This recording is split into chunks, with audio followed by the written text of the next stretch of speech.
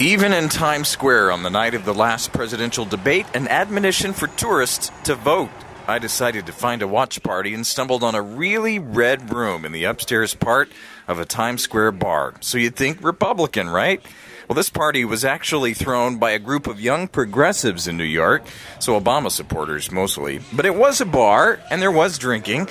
Subtleties are mostly lost, like the fact that Obama wore a red tie and John McCain a blue one. Deference? Could be. There were some predictable moments. The crowd liked the question about running mates. A role model to women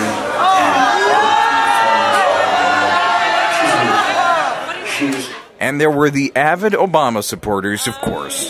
That whole plumber thing, I'm like, what was that about, you know? But they weren't all happy all the time.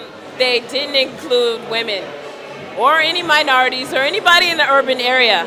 It's as if we don't exist except the middle of America.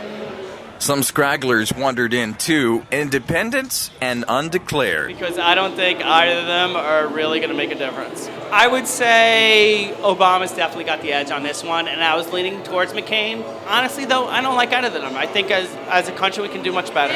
I think McCain did better than he's done in the past, but I think Obama's pulling ahead.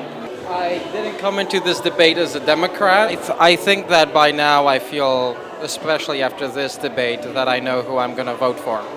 John McCain is a little bit unhinged in a way, and he represents to me someone that is very impulsive, and I'm not sure that I want that sort of a person as my president.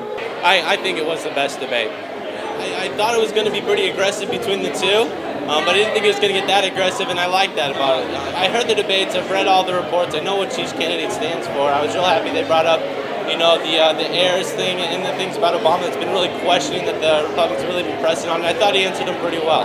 And, you know, it helps solidify where my vote's going to go. I think this was the best debate they've done so far. They actually really engaged one another. I felt the first two debates were basically truncated stump speeches. And this debate, they really directly went at each other. I think it was really good for the country to see both of them really share their ideas. I'm never going to vote for John McCain, but I thought he did a fantastic job in this debate, too. As for the downstairs part of the bar, filled mostly with tourists, baseball was on the big screen. And they couldn't have cared less about the debate.